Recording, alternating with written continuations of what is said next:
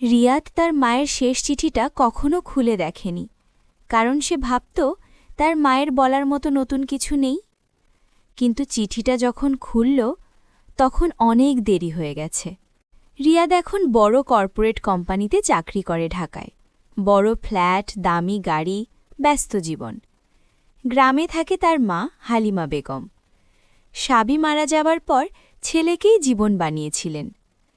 প্রতি মাসে রিয়াদ টাকা পাঠায়, কিন্তু ফোন করে খুব কম।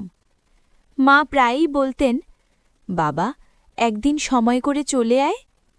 রিয়াদ উত্তর দিত, মা, প্রজেক্ট শেষ হলে আসব। প্রজেক্ট শেষ হতো, কিন্তু সময় হতো না। একদিন অফিসে প্রেজেন্টেশনের মাঝখানে ফোন এলো। গ্রাম থেকে প্রতিবেশী কাকা বললেন, বাবা, তোর মা অসুস্থ, দ্রুত আয়। রিয়াদ বিরক্ত হল। ডাক্তার দেখান, আমি খুব ব্যস্ত। 2 দিন পর আবার ফোন এলো। এবার কণ্ঠটা ভারী, তোর মা আর নেই। সব কিছু থেমে গেল। রিয়াদ গ্রামে পৌঁছল। ছোট ঘরটা আগের মতোই, কিন্তু মা নেই। তার বালিশের নিচে একটা খাম পাওয়া গেল, লেখা, রিয়াদের জন্য। রিয়াদ কাঁপা হাতে চিঠি খুলল। চিঠিতে লেখা, বাবা, তুই খুব ব্যস্ত থাকিস জানি, তাই বিরক্ত করতে চাই না। তোর পাঠানো টাকাগুলো জমিয়ে রেখেছি। ভাবছিলাম তুই এলে একসাথে ঘরটা মেরামত করব। তোর ছোটবেলার বইগুলো এখনও রেখে দিয়েছি।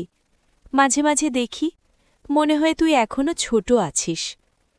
আমি অসুস্থ হয়েছি, ডাক্তার বলেছে বিশ্রাম দরকার, কিন্তু তুই চিন্তা করিস না, তুই শুধু ভালো থাক। চিঠির শেষে লেখা, যদি কোনোদিন সময় পাস, আমার জন্য 1 কাপ চা বানিয়ে দিবি। অনেক দিন তোর হাতে বানানো চা খাইনি। চিঠির খামের ভেতরে একটা ব্যাংক পাসবুক। রিয়াদ অবাক, সে যে টাকা পাঠাত, মা সেই টাকা ছুঁয়েও দেখেননি। সব জমা আছে, মানে মা টাকার জন্য ডাকেননি, তিনি শুধু ছেলেকে চেয়েছিলেন। রিয়াদ মায়ের খালি বিছানায় বসে কাঁদতে লাগল। সে বুঝল সে সব দিয়েছে, কিন্তু সময় দেয়নি।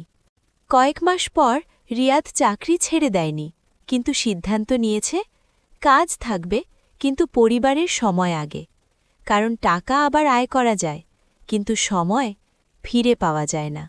বাবা মা কখনো আমাদের টাকা চায় না, তারা চায় আমাদের সময়।